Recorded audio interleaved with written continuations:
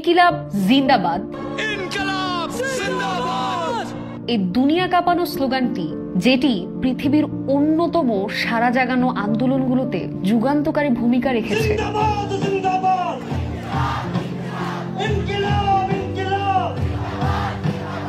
আপনি কি তার উৎপত্তি জানেন?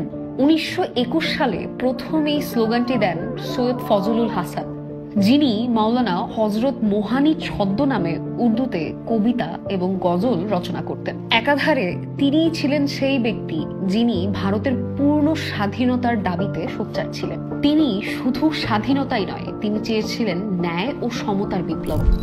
এই বিপ্লবী কিন্তু চুপকে চুপকে রাত দিনের মতো দারুণ সব গজল তৈরি করেছিলেন।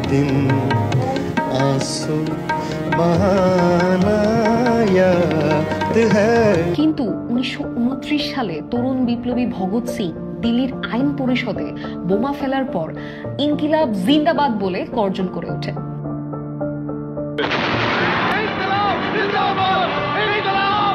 ভগৎ সিং এবং বাটুকেশ্বর দত্তই কিন্তু এটাকে স্বাধীনতা সংগ্রামের ঘোষণা হিসেবে ব্যবহার করেন। সেই থেকে উপমহাদেশের সকল বিপ্লবকে, এমনকি আমাদের জুলাই অভ্যুত্থানকেও উজ্জীবিত করেছে বিপ্লবের এই বাণী।